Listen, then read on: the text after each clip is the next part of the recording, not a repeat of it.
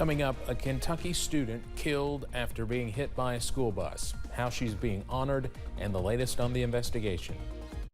Dedicated to Eastern and Southern Kentucky, this is WYMT Mountain News at 11. Good evening, I'm Steve Hensley. A family is mourning a young girl tonight after the Clark County coroner says she was hit by a school bus. She's been identified as 15-year-old McKenna Letcher, a freshman at George Rogers Clark High School. Following the teenager's tragic death, community members gathered at the high school to pray over the school's grounds and all who are hurting tonight. Jeremy Toms has the latest. The Winchester community is left in shock tonight after they learned that a 15-year-old George Rogers Clark High School student, McKenna Letcher, was hit and killed by a school bus Tuesday morning. It's just so tragic. It's so unfortunate that this has to happen to such a young girl like this. When Jess Taves found out, her first thought was to call her own loved ones. I know a lot of people that run down the road around that area actually live on that side of town. But with two kids of her own attending GRC, her focus then turned towards how she could help a community in need of comfort. There's a verse in the Bible, and it says, don't just love with words and speech, love with action and truth. So she sent out a Facebook post telling people to join her in prayer at the high school. Dear Heavenly Father, Lord, we come Just to you from right that, now. they did, by the dozen. Some put anointing oil on the building. Others spread their blessings verbally. Craig Mayer brought his teenage group from Calvary Christian Church to worship, as some of them were grieving the sudden loss of a classmate. She was in such in my opinion, the beginning of her life, just experiencing the joys of life. So it's a very sad situation. Mayer hopes that gatherings like these allow God's light to shine down on everyone affected at this school. It really makes my heart glad that so many people in such short time can gather in a situation like this. I feel like just standing outside, that's, shows somebody like, hey, I care about you, like I genuinely care. In Clark County, Jeremy Toms, WKYT. Some in the community are asking everyone to wear black or purple tomorrow in memory of Kenna. Another school bus incident today in eastern Kentucky, this one in Bell County. Bell County School Superintendent Tom Gambrill says the school bus was driving down the road in the Kettle Island community when a vehicle traveling in the opposite direction did not give the bus enough room to pass. The back wheels of the bus then left the roadway, causing it to fall into a ditch. 3 students were on the bus at the time. No injuries were reported, but one student was taken by family members to the hospital just to be checked out. Well, as forecasted, we had temperatures today in the upper 70s and low 80s, and that trend will continue as we go throughout your Wednesday and even into Thursday. Numbers for today played out like this. Made it to 79 in Jackson. Hazard made it to 81. Manchester made it to 80. 79 was the high in Somerset. 78 in Pikeville. 80 over towards the Ashland area. 70 was the high in Grundy, and Grundy right now is at 58. 59 is the current temperature in Clintwood. We're seeing temperatures in the low to mid 60s across the majority of eastern Kentucky, 70s over towards Monticello as well as Jacksboro. So the next 12 hours keeps temperatures in the mid 60s until we get to about the 10 o'clock time frame. Will be around 69 degrees. 75 will be the temperature by noon. All is quiet right now on live pinpoint Doppler radar, and this will get a break for tomorrow and Thursday. It's when you get into Friday night and Saturday that we'll see a rain chance in the forecast. But the big story is that cloud cover will stay mostly cloudy as we go throughout the evening and overnight hours. Now, tomorrow is Wednesday. The question is how is it going to look? I'll have the answer in the first alert forecast in a few minutes. Steve. Eric, thank you. A Knox County man will appear in court tomorrow morning after police say he shot at a man in front of a child. Deputies say Joseph Collett broke into a home on Wagers Road in Laurel County Saturday. They say he shot and killed a dog and fired multiple shots, injuring a man and narrowly missing a 4-year-old. Deputies say the man was grazed by a bullet. A release says Collett knew the victim. Collett's charges include attempted murder, burglary, and animal cruelty. His mindset, from what we could tell, he just went in there enraged over something and just began firing the weapon. a scary situation. I mean, we could have had 3 people killed in that residence. What led up to this incident is still under investigation. 2 men are facing charges after reportedly driving through a gaggle of geese in Harlan. Officials with the Kentucky Department of Fish and Wildlife were called to the Village Center Mall parking lot on August 19th. When officers arrived, they found 2 geese injured. One died at the scene. The other was taken to a rehabilitation center where it later died. Officials say they cited 18-year-olds Bryson Brock and Dalton Noe. Both individuals was charged with illegal take, a migratory bird, and cruelty to animals second. All accounts can hold up to a $500 fine and or up to 12 months in jail.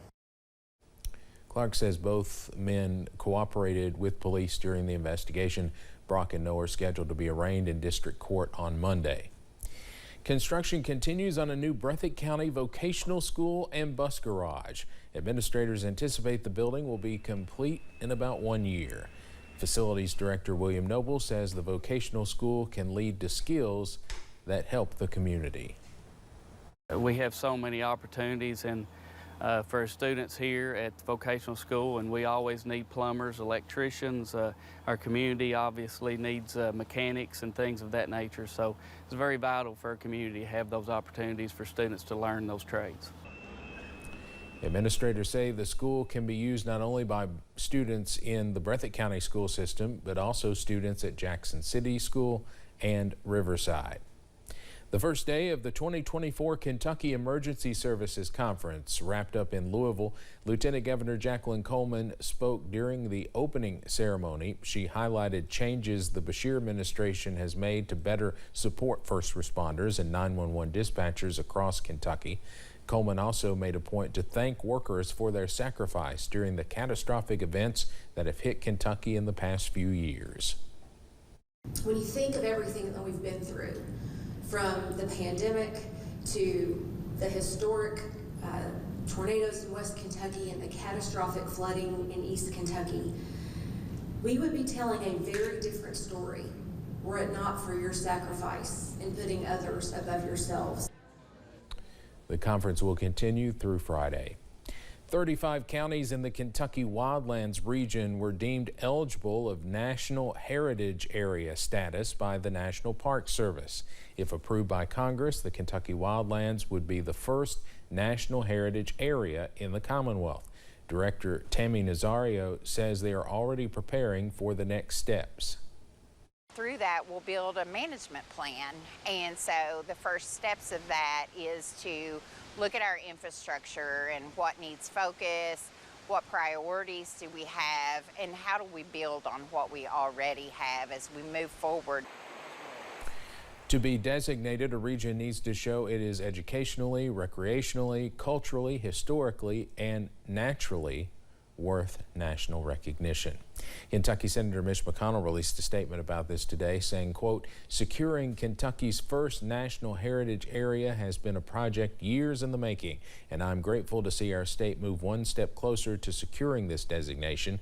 I've been proud to partner with Congressman Hal Rogers over the years to help advance this effort and tap into Eastern Kentucky's great potential."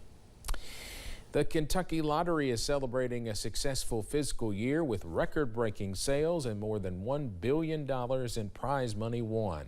The Kentucky Lottery generated more than $2 billion in sales in fiscal year 2024. Players won more than $1.5 billion in prizes. The Kentucky Lottery says in the same year they made 21 millionaires and 146 players won $100,000 or more. One thing that was happening throughout the year is we were seeing these very high jackpots occurring in Mega Millions and in Powerball. Once that starts around 600 million, people like their ears prick up. This successful fiscal year comes during the lottery's 35th anniversary. Election Day is now just 9 weeks away, and the post-Labor Day sprint is on. Top of mind for both candidates, the economy. Vice President Kamala Harris and former President Donald Trump are set to tout dueling economic plans this week. as a recent CBS Battleground Tracker poll shows just how tight this race is in the 7 states that could decide the race. CBS's Robert Costa has the latest. The final sprint toward Election Day has begun. Are you ready to make your voices heard? Get the hell out to vote. Both campaigns are laser focused on next Tuesday's debate in Philadelphia, a crucial moment that could shake up a close race. CBS News Battleground analysis shows every key swing state very tight. And with mail ballots going out to voters as soon as Friday and early in-person voting starting September 20th, the debate could have an outsized impact. I look forward to the debate with her. Meanwhile, some Trump allies see little political upside in his barrage of personal attacks. She's a defective person, and we don't need another defective person as president of the United States. South Carolina Republican Lindsey Graham arguing in today's New York Times that Trump needs to focus on policy, not barbs. When unions are strong, America is strong. Vice President Harris and her running mate Tim Walz have been hitting a populist note as they court working voters and cast Trump as an ally of big business, releasing a new ad in battleground states today. Trump is focused on giving them tax cuts, but Kamala Harris is focused on you. Trump is pushing to extend the tax cuts he and Republicans enacted years ago, and will deliver a speech Thursday in New York about his plans. Meanwhile, the campaign soundtrack today got a scratch after a judge blocked Trump from using Hold On, I'm Coming, the soul hit co-written by the late Isaac Hayes, following legal pressure from Hayes' family. The battle over music, however, pales in comparison to the battle over the economy. Today, Harris unveiled her own economic ideas, pledging to push for more federal tax incentives for small businesses should she win the White House. That includes a tenfold increase in the deduction for startup expenses, going from $5,000 to $50,000. Robert Costa, CBS News, Washington. Coming up on Mountain News at 11, new criminal charges against several leaders of Hamas in connection with the deaths of dozens of Americans. And in the world of weather, we'll see temperatures going up into the mid-80s. There's a small rain chance in the forecast, but man, are we going to cool off. Details in the First Alert forecast in a few minutes.